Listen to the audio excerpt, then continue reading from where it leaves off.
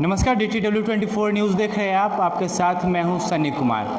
बिहार विधानसभा चुनाव की तारीखों का ऐलान हो चुका है। ऐसे में तमाम राजनीतिक दल जो पहले से तैयारियां में जुटी हुई थी वह तैयारी में तो है ही, लेकिन साथ ही साथ बता दें कि कई नई पार्टियां भी है या फिर जो पहले भी बिहार की राजनीति में कदम रख चुकी है, कहीं ना कहीं खाता भी अपना खोल रखा है। और ऐसे में बिहार विधानसभा चुनाव में प्रॉपर तरीके से इस बार उतरने की कोशिश कर रही है। उन्हीं में से एक पार्टी है AIMIM, जो कि असदुद्दीन ओवैसी की पार्टी है, जो कि मूल रूप से हैदराबाद की राजनीतिक पार्टी है और राष्ट्रीय स्तर पर भी अच्छी पकड़ है। हमारे साथ मौजूद है एडवोकेट निगारिस, जो कि AIMIM के बिहार के ऐसे सदस्य हैं जो कि तमाम जो पॉलिसी पार्टी के लिए बनती है उसके लिए काम करते हैं। सर, सबसे पहले स्वागत है आपका हमारे चैनल पे। आपसे हम ये जानना चाहेंगे कि जिस तरीके से बिहार विधानसभा चुनाव ऐतिहासिक होने जा रहा है कोरोना के बीच में, ऐसे में पहले विधानसभा चुनाव को लेकर, यानी कि जो पहला चरण का चुनाव होगा उसको लेकर नामांकन प्रक्रिया 8 को खत्म होनी है, जबकि अभी तक किसी पार्टी ने अपना घोषणा नहीं किया है कि किसे टिकट दिया जाए, किसे नहीं दिया जाए। ऐसे में आपको क्या लगता है किस तरीके से इस बार बिहार विधानसभा चुनाव होगा?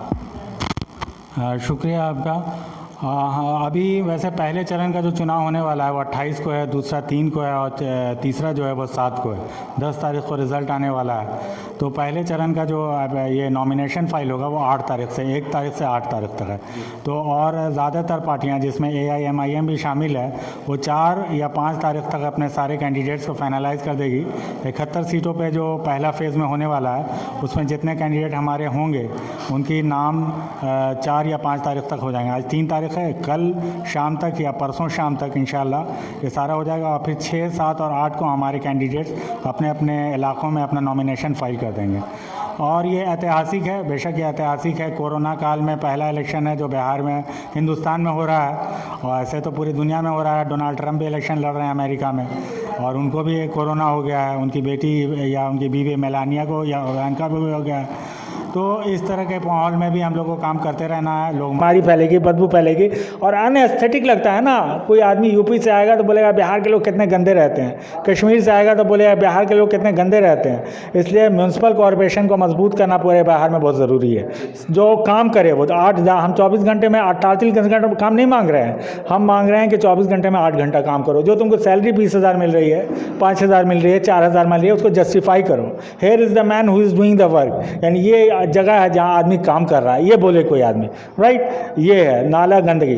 उसके अलावा कॉलेजेस की तादाद बढ़ाने की ज़रूरत है। एक बड़ी तादाद जो है बिहार के लड़कों की महाराष्ट्र में जाके, तमिलनाडु में जाके, कर्नाटका में जाके, केरला में जाके, आंध्रा में जाके, तेलंगाना में जाके पढ़ती है। बिहार में क्योंकि यूनिवर्सिटीज़ बहुत अच्छी अच्छी नहीं है, वर्ल्ड क्लास यूनिवर्सिटीज़ नहीं है। अभी नेशनल एजुकेशन पॉलिसी जो 2020 का पास हुआ है तो फॉरेन यूनिवर्सिटीज़ की बात हुई है। तो मैं चाहता हूँ कि हार्वर्ड का, ऑक्सफोर्ड का, कैम्ब्रिज का, होवार्ड का, लंदन स्कूल ऑफ इकोनॉमिक्स का, INSEAD का और भी जितनी भी बड़ी बड़ी यूनिवर्सिटीज़ हैं, शरीफ इंस्टीट्यूट ऑफ टेक्नोलॉजी तेहरान का, किंग सऊद यूनिवर्सिटी सऊदी अरब का, कायदे आज़म यूनिवर्सिटी पाकिस्तान का, ढाका यूनिवर्सिटी ढाका का, मलेशिया यूनिवर्सिटी मलेशिया का, Singapore university of Singapore Singapore का ब्रांचेस पटना में भी खुले, भागलपुर में भी खुले, हमारे किशनगंज में भी खुले, हमारे हिंदुस्तान के अलग अलग बॉम्बे में और दिल्ली में और हैदराबाद में भी खुले, ताकि हमारे लड़के भी बेहतरीन education, world class education India के रहते हुए 20 लाख में, 15 लाख में, और उसमें 30% सीट कम से कम फ्री हो ताकि गरीब बच्चे पढ़ सकें 1,000, 2,500 रुपये देके। ये नहीं हो कि मेरिट है बच्चे में लेकिन गरीबी की वजह से हार्वर्ड में नहीं पढ़ पा रहा है।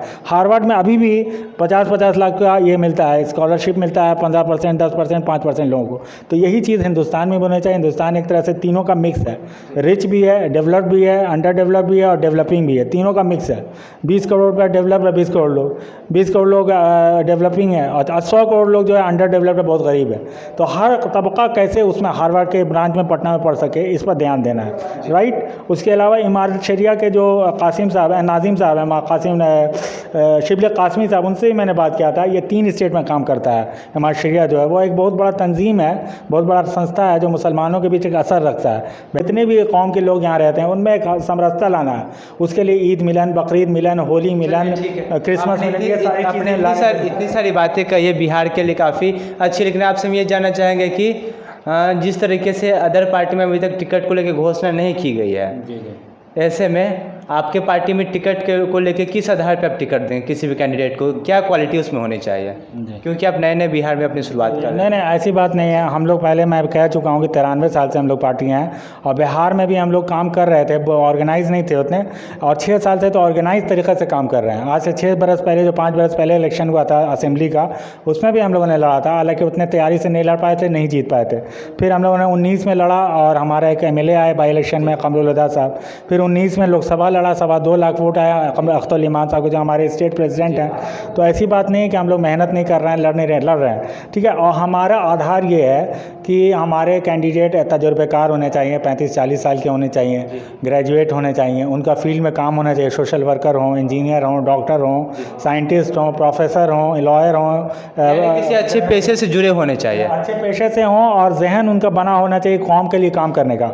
यहाँ पे कौम 2 मतलब है, एक तो मुस्लिम कौम, एक हिंदुस्तानी कौम, जिसमें हिंदू, मुस्लिम, सिख, ईसाई, जैन बहुत सब आते हैं, राइट। यानी डिस्क्रिमिनेटरी नहीं होना चाहिए, बल्कि सबके पार्टिसिपेशन को ले चलना है। और थोड़ा मुसलमान पर ज़्यादा ध्यान इसलिए देना है क्योंकि पार्टी का बुनियाद और ज़्यादा स्ट्रक्चर मुसलमान पर है, और मुसलमान सबसे बैकवर्ड भी है। 70 साल पहले हम लोग दलित से आगे थे, OBC से आगे थे, आज दलित से, शेड्यूल ट्राइब से, OBC सबसे ज़्यादा पीछे हो गए हैं, क्योंकि हमारे पास रिजर्वेशन नहीं है, हमारे साथ लीडरशिप की कमज़ोरी की वजह है, ज़ौफ़ है। और इन सब चीज़ को जब तक ओवरकम नहीं करेंगे हम लोग, तब तक हम लोग एक मजबूत लीडरशिप बिहार में और इंडिया में MIM के बैनर तहत नहीं दे पाएंगे। इसलिए हम लोग इस पर काम कर रहे हैं, और हम लोग अपने बायोडाटा को चेक कर रहे हैं कि क्या क्या उसमें उन्होंने काम किया है अगले 20 साल, पिछले 20 साल में, 10 साल में, 5 साल में, और उसी बुनियाद पर टिकट दे रहे हैं। चलिए, तो क्या उम्मीद किया जाए बिहार विधानसभा चुनाव में इस बार जीत फतेह कर पाएंगे, या फिर पिछले बार की तरह कहीं ना कहीं आपको मायूस होना पड़ेगा? जो तैयारी है आपकी उसके हिसाब से, जी, जो माहौल है। देखिए, 2 लेवल की हम लोग बातें कर रहे हैं, 2 लेवल की।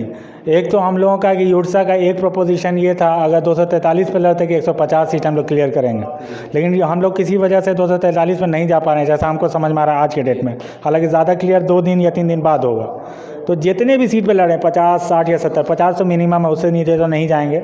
50, 60 या 70 जितने सीट पे भी लड़ेंगे इंशाल्लाह, उसमें से कम 25 प्लस सीट हम लोग क्लियर कर रहे हैं इंशाल्लाह, और 75 लाख से ज़्यादा वोट भी आएगा। वोट भी हमेशा काउंट कीजिए। चलिए, आपसे बात करके बहुत अच्छा लगा, बहुत बहुत धन्यवाद आपका। ये थे हमारे साथ वकील साहब, जो कि AMIM पार्टी के फाउंडर मेंबर की तरह है। बिहार में लगातार जिस तरीके से विधानसभा चुनाव को लेके AMIM बिहार चुनाव में कदम रख रही है, किस पॉलिसी पे काम करेगी, बिहार को आने वाले 100 सालों में या फिर 10 सालों में किस तरीके से विकास करना है, उसका रोड मैप बनाने में, उस तरह की पॉलिसी बनाने के में रहे हैं। और उम्मीद की जा रही है कि AMIM की ओर से जो पहले चरण का जो 71 सीटों पर चुनाव होगा, उसके जो कैंडिडेट होंगे, उसकी घोषणा कहीं ना कहीं 2 से 4 दिनों में कर दी जाएगी।